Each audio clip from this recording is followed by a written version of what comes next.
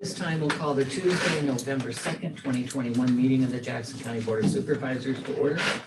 Larry McDevitt, Mike Steinus, and myself, Jack Foley, are your supervisors. We have Lisa Smith, County Auditor, taking the minutes.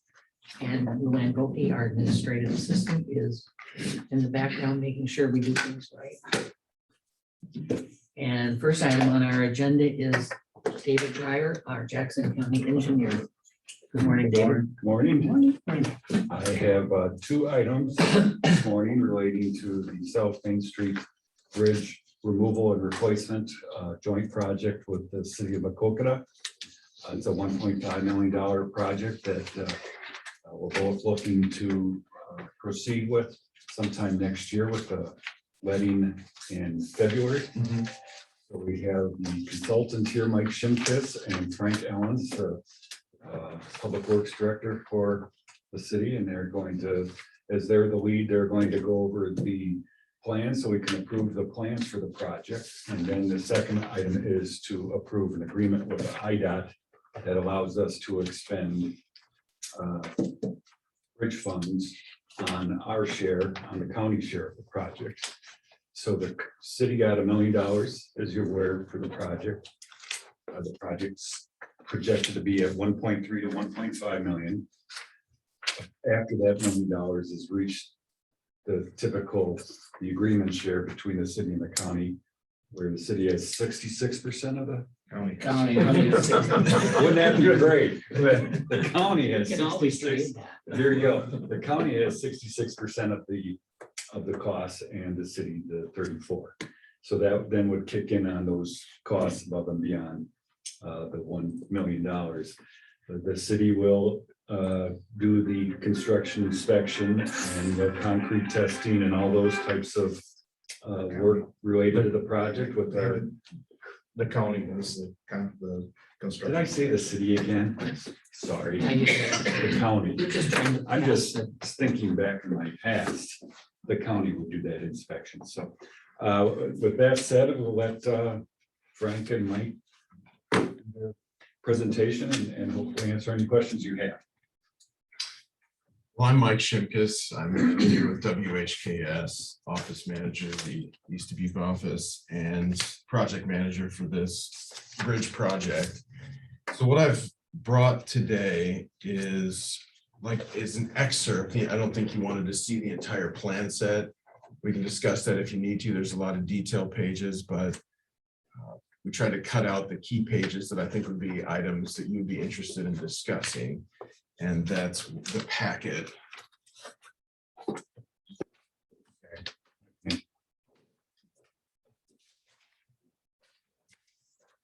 So, yes. Yeah. Oh, all right. Sorry. So where we are currently in the state of the project is we turned in check plans, which are essentially 100% plans, like all the designs done, and then we do the final review. We wait for comments from the DOT. We get our signatures and we turn in final plans on the 16th of November. So we are still, for the bridge project, waiting for comments from the DOT review, and we'll incorporate those into the plans at that time. But we wanted to bring this in front of the council. I'm sure David's made you aware of the items that have been discussed, and I'm sure you're aware from past conversations with the city and others.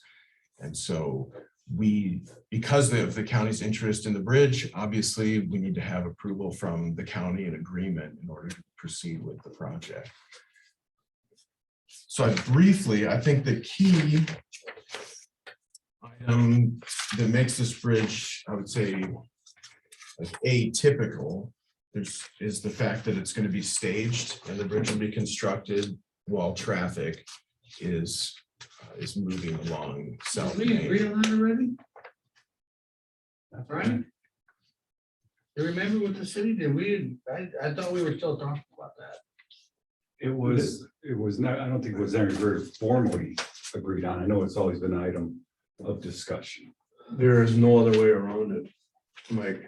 Yeah, you go around it. That's the other way around. Well, let's Yeah, Mike has looked at that, looked at Okay. the options, looked at the costs of the detour that the public incurs by the increased distance, and then looked at the constructability and how it would be done with the traffic control of traffic signals, similar to what the state did up at Bridgeport this past summer. So that one lane could be maintained open and still be able to maintain access to the hospital and Walmart, the new grocery store and things. So that was one of the items that was always been the sticking point with this project. So Mike, Was there ever a cost yes, comparison on that? Yes, in terms of detail, I can't get it down to the dollar because of the way that the costs are associated. So in the front of the packet that I gave you, there's an 8.5 by 11 sheet that shows some preliminary costs from the DOT that we use for project estimating. That's the first page of ours. Yeah, it should be the first page of yours. these, Yep, so there's two sheets there, and then the first one would be the cost estimating. And if you scan down the cost items, you will find an item for staged bridges. And the DOT for preliminary design recommends 10% cost increase for staged construction. Okay. Then that gets factored up after that 10%, the increase in mobilization costs and some contingency.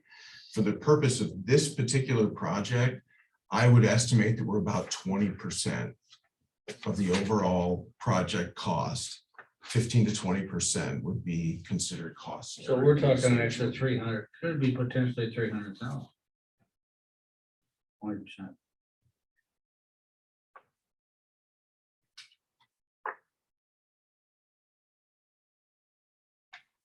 Which only 66% of that would be ours, our cost. Only. I understand the part of that, but the point is that, I mean, you're not, I mean, Frank, you're not happy with them going and making them go around either. I take it. There is no way we could do that with the hospital. You still have access from two different ways. Yeah, but from the downtown, from the bulk of the city of Macokota to get to the hospital, that's the fastest way. So going Well, on South obviously it Main. would be, yes. Yeah. I mean, there's no other way. I mean, we can't make them drive west and then around the Beltline. That would add 3 or 4 minutes. We can't send them out east on 64 and then come in the back way. And then that'll add 10, 15 minutes. Hmm. You know, there's just no other way. And Mike and I talked about building a temporary bridge. Well, back in the old days, you slapped a culvert in and build a road over it and you had your temporary. Now you almost have to build a whole new bridge for a drive around. So you would have a lot of money in that too, if you would build a drive around. Yes, I understand that part of it is gonna take a little, your time frame is gonna be a little longer, but it's no different than what your time frame is now. If you live on the north side of Flat Street, you're gonna have extra time getting somewhere. If you live here or there, with the whole west side tore up, I mean, it's still, they still have to go that way or somewhere. So on the east side of town, there's a gravel road that used to go through that comes out close to the hospital. You could just pave that. The one I live on. That's what you live on, yeah. Just a thought. Now we understand it. I'm just curious. we basically covered every angle and with all the businesses out there and then with the hospital moving out there, I mean, it would almost be like cutting the hospital off. Well, there's still two ways, Frank, to get in there. You go down Highway 61, it's quicker than going through town, probably, but. I mean, is the cost justify the means, I guess that's where. you estimated 150,000 for the additional cost for the work zone working under traffic, if I remember, right? That's what the DOT, he said 10%, that would be 150, but then you said anywhere from 20%, so that's Yeah, you have to use, 15 to 20. as you're well aware, you have to use some judgment in order to come to a reasonable location of what you'd expect the additional project cost to be. And so based on our experience doing staged bridges, we expect the cost to be a bit higher than what the DOT puts forth in this. Yeah. The reason that I want to show you this is because there is like a DOT standard procedure for how you would come up with preliminary cost estimates for the impact of staging. So is it safe to say that if this was a DOT project, they build it under traffic, just as you proposed? Well, I'm an engineer, so I don't want to say 100% certainty, but I'd be at the 99% range. Because of what's on the second sheet that I've got in there, which is where they discuss decision-making about ABC construction. And this is accelerated bridge construction, which has been around for years and years. And so what we've done on other projects is you do a bridge slide. For instance, you build a bridge out to the side, you do a 2-day, 3-day shutdown, you slide the bridge into place, pour the approaches with a particular type of mix, and then you're on by Monday. But the additional cost for doing that is significant. That would be a 50% to 60% increase in cost. So at the very first stage, we decided to do an evaluation to see if this met the DOT's criteria for being eligible potentially for additional funding for accelerated bridge construction, because the DOT is interested in doing more and more of these projects because of how many communities and roads have constraints that affect the community significantly. And so what I wanted to simply point out is some of the criterion here that the DOT uses to calculate the impact of the road closure. So the first item to have is annual daily or average annual daily traffic. So currently, as of 2017, 7,200 cars would use, that would be the DOT's number for how many cars use this road, which is a significant number of cars, significant number of vehicles. Then you look at the detour length, and the DOT would calculate this off their SINA, their bridge inventory information that the bridge inspectors would use. And that would be, 4 miles, although as we were looking at it to get specifically from north to south, we're probably in the 5-mile range. And then when we go through the metric to calculate that, the average daily cost, depending on a few of our assumptions, is between $10,000 and $15,000 per day, just in vehicle mileage, based on the number of vehicles that use that road. Now, we all understand that these are general rules that are used. These are the same types of rules that would be used to apply for federal funding. So if you're applying for large federal grants and you're making an issue, or you're trying to make a point that a project has a big life safety impact, you say, what's the cost of a delay for an ambulance? What does that mean to one person who has a heart attack or one person who has a stroke or some of these other situations? What's the cost that people would give? Because everybody is trying to make a fiscally and financially responsible decision, balancing the needs of the community versus budgets as they exist. So there are direct and indirect costs, and that's some of what we go through here. They talk about on the backside, the mileage rates are currently set, economy of scale. And then they've got additional lists later on where they talk about the indirect costs, which I would say is the most impactful. Even though we can use this criteria to say we've got a good case, we came up with a score of 40, the DOT's threshold is 50. So we would need to have additional conversations with the DOT before we become eligible for funding.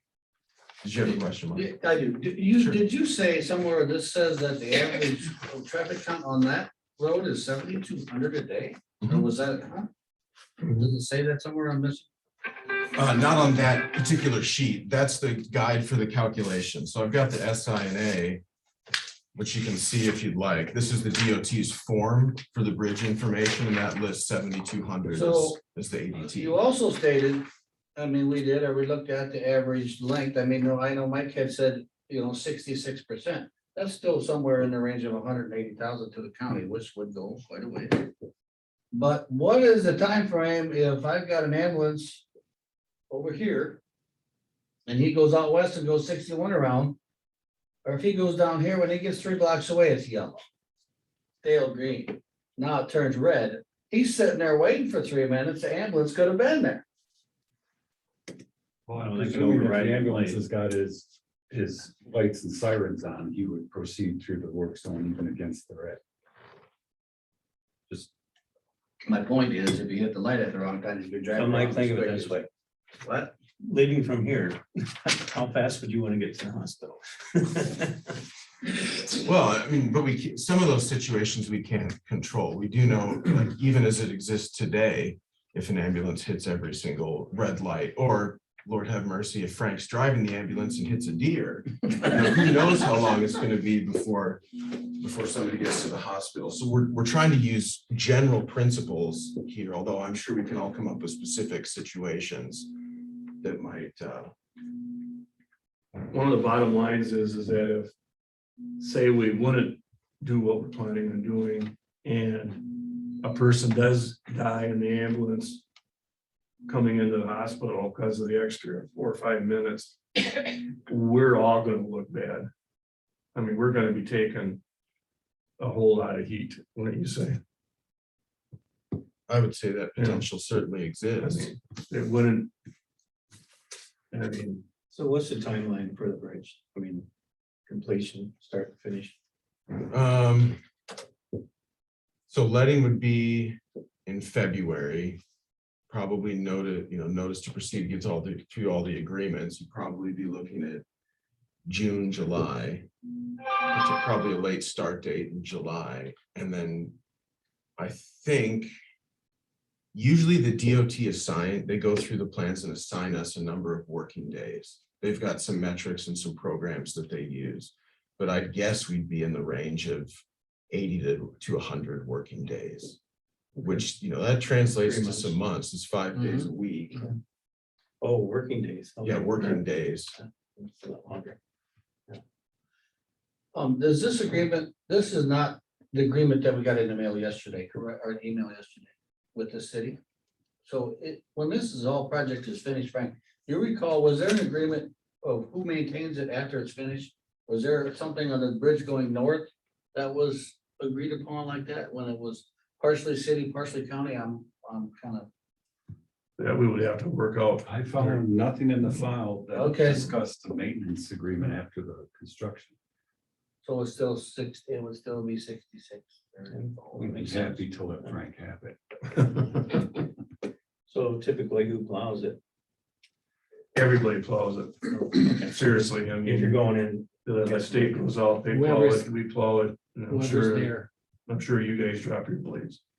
Mike would know better than I exactly where they're falling. And we plow all the way out to Family Dollar Parkway, so we would definitely plow it. I think it makes sense after what we've been through with the Platt Street construction this summer. Nice to have a way to get through. And how quickly it gets done would depend on which contract gets it. Oh, sure. If Taylor gets it, and how long that'll take. Guess the important thing is to make sure the signage, I have had nothing but complaints from people from out of town about getting into Macokota. That the signage out by McDonald's is so terrible, they don't know where they're supposed to go. Yeah. So. And they're just from Dubuque, so I just said, come in the Hurstville Road, it's easier. So we are still looking at a 22 building. Next year. Mhm. So is that gonna okay with our project over east here? Yep.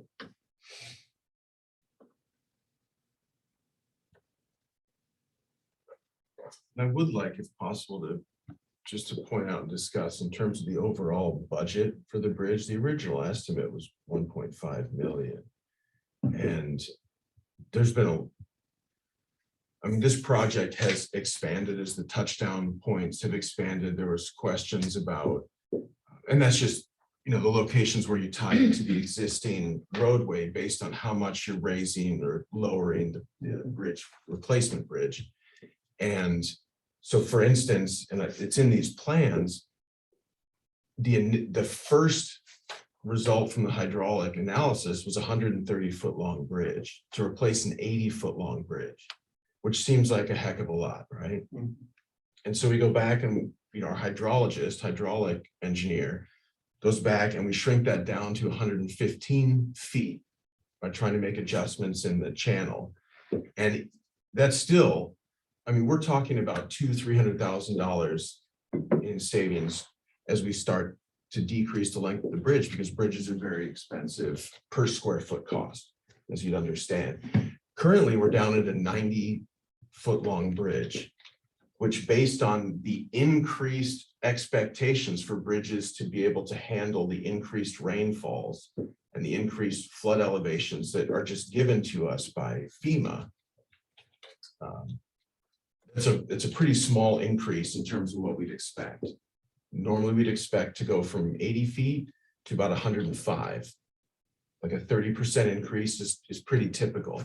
And we were able to keep this at 90 feet because downstream, there's an old pedestrian bridge. And we went back and we added that into the model as the DNR was reviewing our model and our hydraulic engineer was talking to them. We realized there's a choke point a little bit farther downstream, and that's the abutment of the pedestrian bridge. It actually was an old highway bridge, Mhm. but old highway bridges are like a pedestrian bridge Sure. now. I know exactly. I think you guys all know where that was. Mhm. How does that compare to the opening out here on 64 Prairie Creek? You'd have to do a study, I would think, but yeah. I was just wondering how long that bridge is. I mean, to me, when I'm out there, it doesn't look like it's Yeah. a really long. At the first time we were talking about this, when we were putting the walk trail and all this, I mean, we were talking about even trail money or even parks of people money. I don't know where that all went. But if it's in- 10, well, I've been here for 10 years. When I first started, we found a grain elevator that was getting rid of their pedestrian, like structure to go from bin to bin. And we were like 10 feet short because we needed like 120 and we had 110 foot, or it was 110 versus 100, whatever it was, we were 10 feet short and we were in the 100-foot plus range. So Mike did his homework to get our bridge shrunk down. Yeah, So inside of the plan set, you can see this picture. And the meat and potatoes of it is, if you go upstream to that abutment, and the city's agreed to do this, if they go up and excavate that abutment and grade it, that allowed us to drop 25 feet of bridge length off, which is a substantial savings. That's $200,000+ worth of savings right there. I mean, and we're really looking to try to make this efficient. In my mind, that is the purpose of an engineer. I can go find someone who tells you that I can put a bridge in there that works, and they can put in a 200-foot bridge. It works, the permitting's easy, everybody knows it's gonna work. But why should you put that any more in than you have to, especially at this level of cost? And in terms of being able to utilize the additional concrete, the additional pavement that would be needed for staging, we can turn that pavement into the trail. We can incorporate the trail into that in some respects. And I mean, and that's just a simple cost savings overall to everything. It allows us not to waste any additional material. It provides a lot simpler work between potential different contractors on two separate projects. We've really done what we can, in my opinion, to limit the cost of this, and especially in relation to the chaos and mayhem of coming up with cost estimates over the last 18 months, where it literally feels like you're on a merry-go-round throwing a dart in a court. We don't know where prices are going up or down for all sorts of reasons. Mhm. And based on the best information that we have, we are still under the original estimated budget for this. And I consider that a huge win. Staging and everything else being a separate discussion. I was really happy when about 2-3 months ago, we did a design change on the trail. And we're gonna use the new trail as part of the bypass for the staging. We don't have to, I mean, like Mike said, that was a huge cost savings right there. Okay.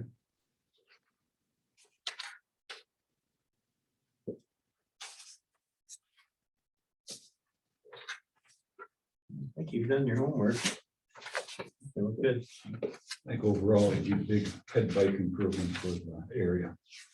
Oh, absolutely. No doubt there's a need. We've needed it for years. I mean, it's been my worry for a long time. People walk that bridge and it is not wide at that pedestrian. No, it's not. We did put some lighting on a couple of years ago, but before that it was. So,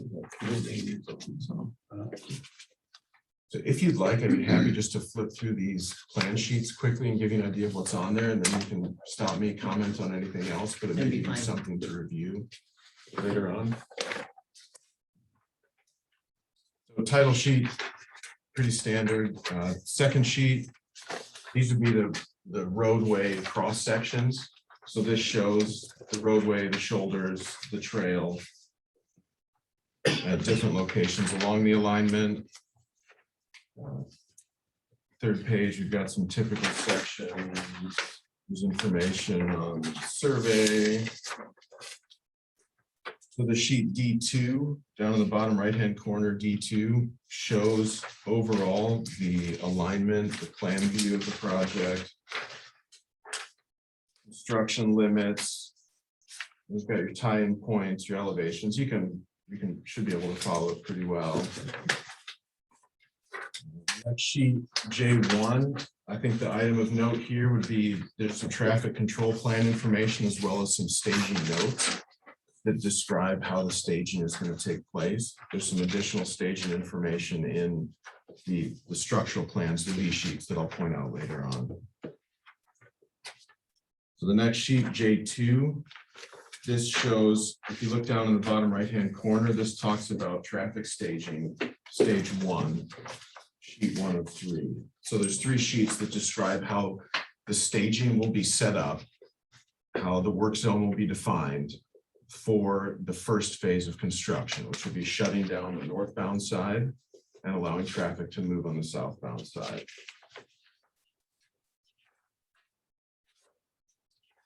We've got three pages that cover that up through J4, and then J5 shows the traffic staging for the second phase of the project, which is redoing the southbound side and opening up the northbound.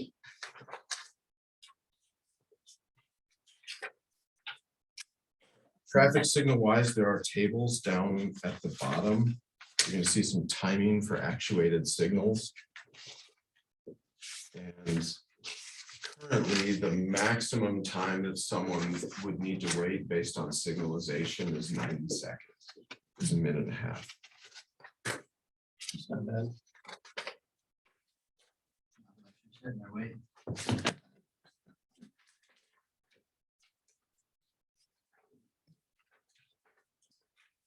Through the J sheets, we get to the V sheets, and this would be the lovely picture that I look at a lot of, which is the bridge situation plan and the section. So this is where the structural bridge plans would start.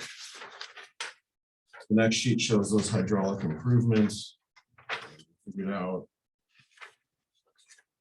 And if you're interested, it does list on the right side the hydraulic data. I'm always surprised by the number of people in communities who know all the elevations of river levels during floods. And there is some information in there about the design criteria of flood elevations. It gives you an idea of water velocities and stages, if that is of interest. It is not to everybody.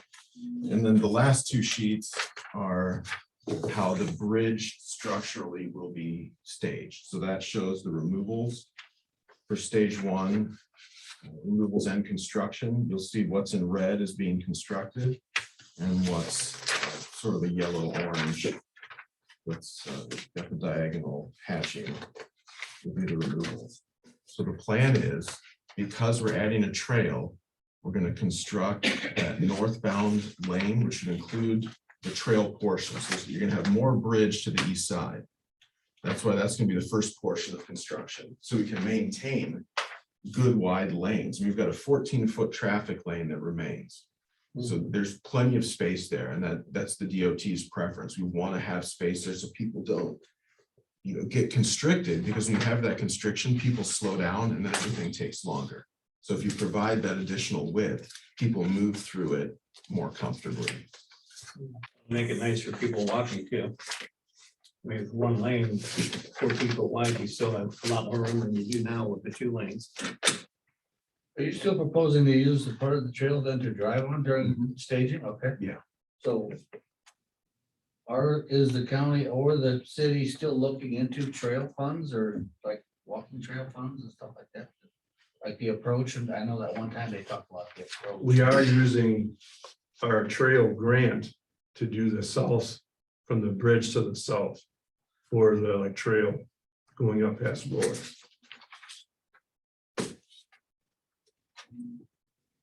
So normally what we would do on these projects for the DOT or for other clients of the county and cities is when they decide to add a trail, that just de facto gets added into the overall bridge funding. So all of that trail can be included in the bridge funding. And that goes out to the touchdown points and the project. What does that do for our farm to market? That is a farm to market, right? I read that in the agreement somewhere. Yeah, it's a farm market route. We're gonna use bridge swap money on this, so it doesn't really affect the farmer market at all. Just our bridge money that we get every year Mhm. allocated, so.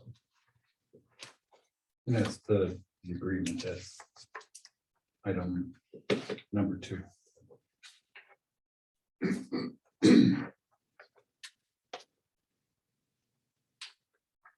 Did you have any additional questions about any of those items? I think we will. I don't know. Mike, do you have any more? No? Lisa, do you have any questions? We asked him about the cutouts already. Didn't get an answer on that, did we? No, we didn't. So. Are we going to review this? Are we ready to approve? And We'd recommend approval. Keep the project moving forward with time. I guess I don't know who else would look at it or go over it other than, I mean, you guys already did, right? Mike, you're. Right. happy with it? David? I was making sure, motion to approve the plans of the South Street Bridge presented by WHKS. I would second that. We have a motion and a second. Is there any further discussion? Seeing none, all those in favor? Aye, motion carried. Gentlemen. We still need another motion here. For the agreement with IDOT that allows us to use the bridge swap funds. Make that motion. Another second. Motion and a second. Further discussion? Seeing none, all those in favor? Motion carried. Thank you.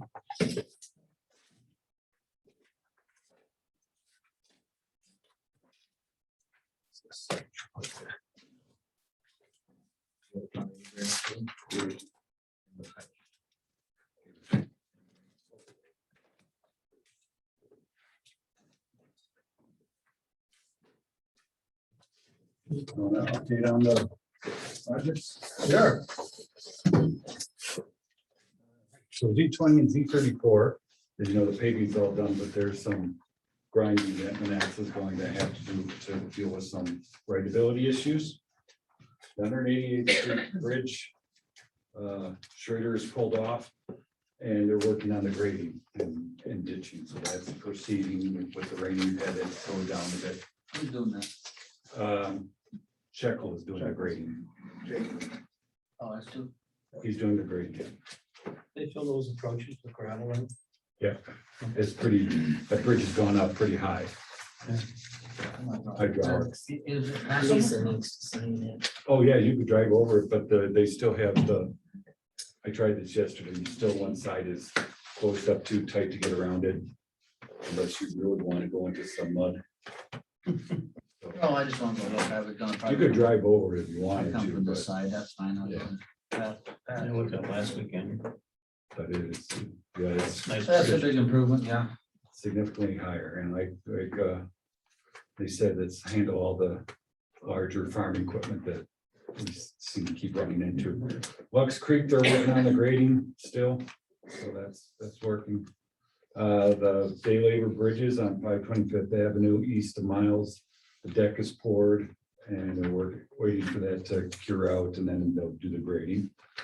In Pumpkin Creek, the bridge is removed and they got the piles going in, so that's proceeding. That's great. That's South of Nashville. that's Lisa's bridge. I took a look at it 100th Friday night, Avenue. matter of fact. That It is looks a great. long ways from here in Nashville. Great people live around Nashville. All our day labor now are concrete decks, correct? Yes, Wonderful. So the pavement north of Preston was, I'm gonna call that fella.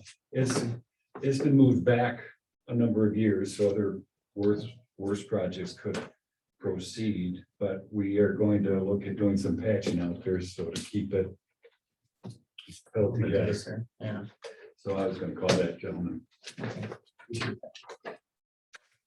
That's phone number, but I didn't know enough about. You know, Lisa, our Luann's. We moved that last year. Yeah. I believe. Because 150th was in much worse shape. Thank you.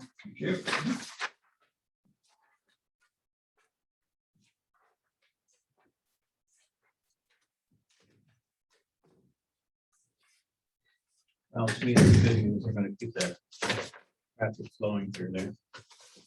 It'll be a long time to have it shut down. Yeah, it all comes at a cost. Amen. Okay, Lisa. Don't make my wife have to keep that way. Huh? My wife drives that every day, so.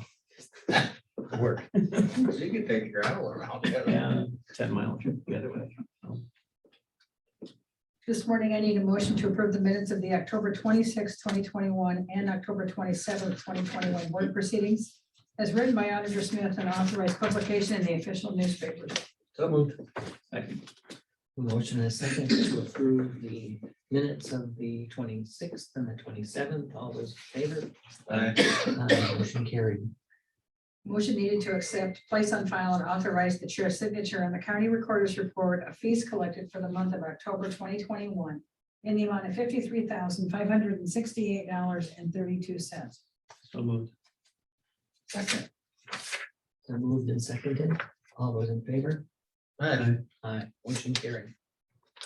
Motion needed to accept and place on file the Veterans Affairs Commission special meeting minutes for September 14th, September 16th, and September 21st of 2021.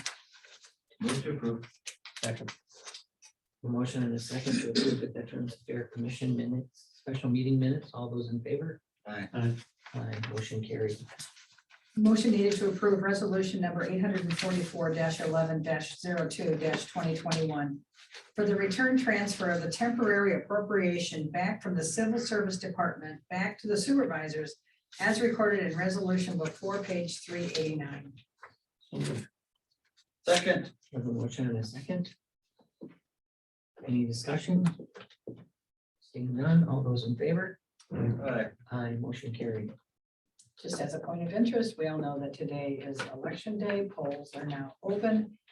And polls will close tonight at 8 o'clock. We will not have returns right away as we are sending out what we call runners to every precinct to pick up the results at the end of the night. So it will take us just a little bit. So if you're thinking about getting returns at 8:05, that will not happen. So takes just a little bit of time for our runners to come back and we can upload all of the results. So how's the turnout then? You know, as always, it could be a little better. So about, as far as getting results from the turns, the quickest is probably just on our site. It'd be posted there first on the county site or. I didn't talk to Bjorn this morning. My guess is it'll either, I think what we'll do is we'll link to the Secretary of State. It's called the ENR or the Election Night Reporting. So it'll directly link out to the Secretary of State. Or we scan and make you sit next to you. Is that this is quick? It's gonna take some time for us Yeah. to get this, to get these things back to get us uploaded. Do you So have all your runners in place? I think so. I think we're, yeah, no. Okay. And you know, just like yesterday, we had an election official that couldn't work today, so I'll keep you as the backup plan B. Tell me now, tell me later. Yeah. That's all that I have for the board today. Okay, thank you, Lisa. Mhm. Okay, next on the agenda is Luann Wilkie, our administrative assistant.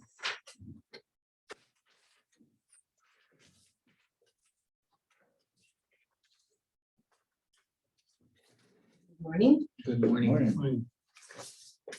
my voice is back. It's a much better week from last week, so that's good. All right, calendar for this week. Tomorrow morning, Wednesday, November 3rd at 9 a.m. is a regional transit authority meeting in Dubuque or by Zoom for all three of you. Thursday, November 4th, I have an addition. Dennis Voy is looking for board supervisors to come in and do just talk on Thursday morning. He'd like that go back to being a regular appointment like it used to be. But I need somebody to volunteer for Thursday morning, so I was down there for the Historical Society. And afterwards, he asked me and we talked about maybe doing the monthly program again. And I said, I thought it was a great idea. And so I didn't know it'd be this quick though. well, I really had a couple of cancellations this week. So when Teresa called, she said he was looking for somebody on Thursday, so we can sort that out. The last one who did just talk was Mike, and that was in December of 2020. Was the last time we did it.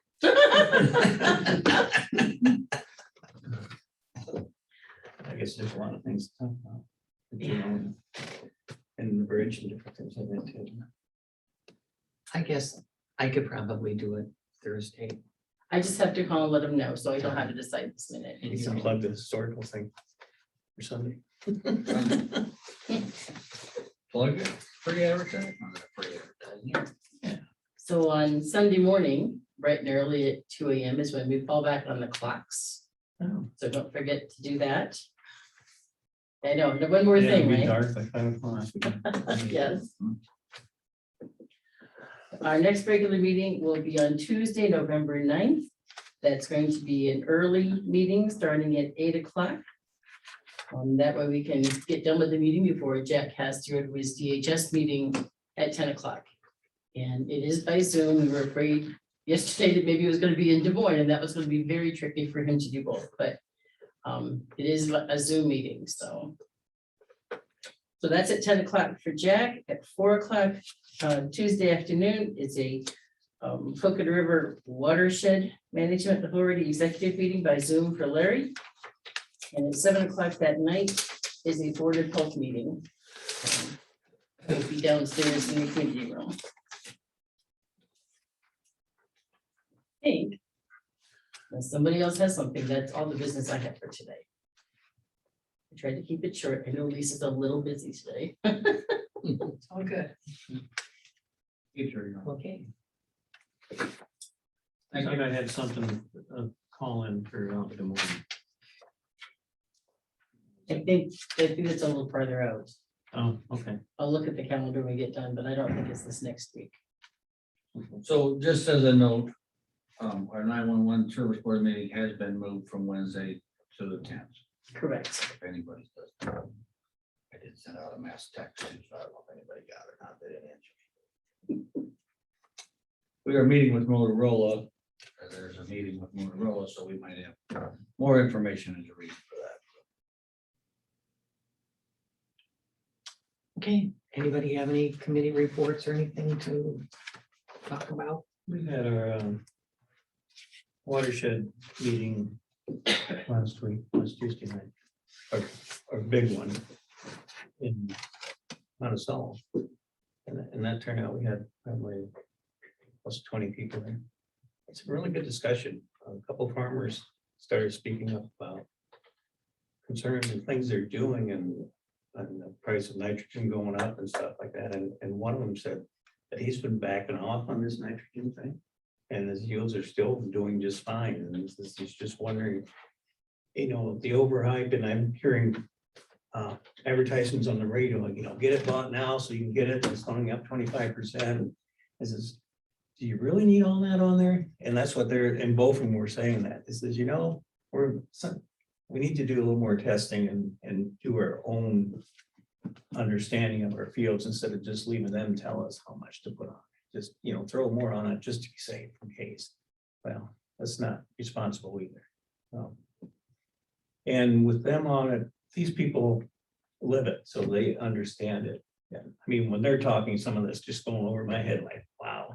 But I mean, they're throwing how many pounds of this you're putting on and how much you can save by your cover crops. And some really good information that people need. And I brought up and says, well, since they're doing all this, what I call negative advertising or, insecticides and stuff, why don't we get some ads on the radios too and says, hey, talk to your DNR, your soil specialist and stuff, and just look for different alternatives to get the same. Cover crops will carry nitrogen over. The crop growing up absorbs nitrogen and it holds it there through the winter. So if it's there, you don't have to dump it on in the spring. And now they're trying to push it, the bigger farmers like to push it on late in the fall, so they don't have to take the time to do it in the spring. And they said you lose a lot of that too. And that ends up in their waterways and in their drinking water. And it's just a huge, what would you call it? A huge undertaking or a huge understanding and learning process for everybody. But it's a good feeling to see them on the front lines and really getting out there and explaining it well, even so I can, typical people can understand it too. So, Yeah, they live it. So, what better testimony could you get than from a farmer who's doing what they should? mhm. And still making it work and Yeah. understanding you can do it right and still make a good profit. So that's the key point right there. I kind of brought up about taking the dirt out of the bottoms and putting it back on the hills, and well, that would be expensive. And I'm like, well, I don't know, Japan You does see a it. lot of that happening even in waterways around here, though.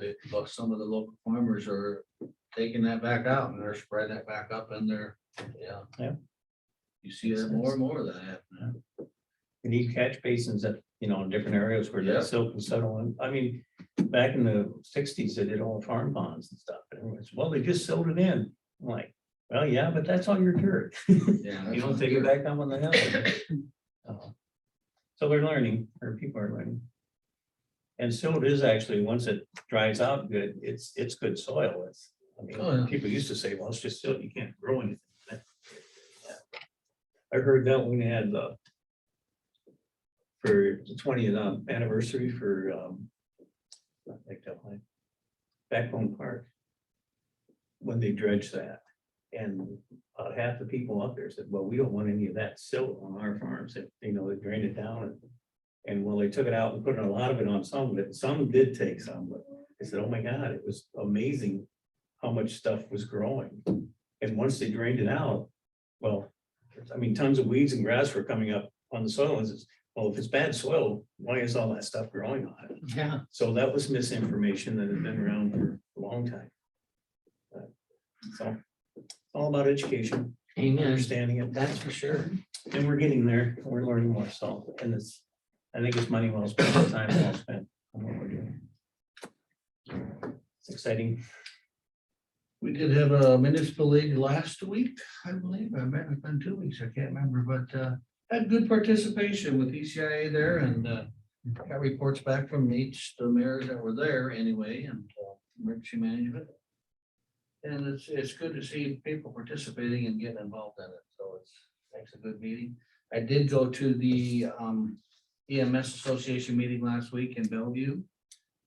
They have received word that they have been approved for a 501(c)(3), so now they can apply for more of these grants that are available.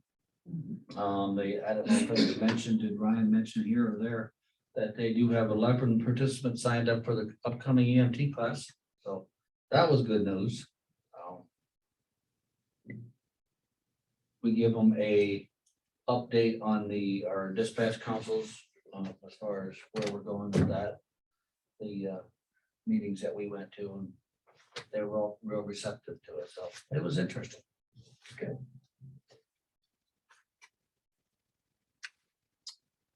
Anything else? There's no further business. I make a motion, we adjourn. Second. A motion and a second to adjourn. All those in favor? Aye. Aye. Meeting is adjourned. Work sessions.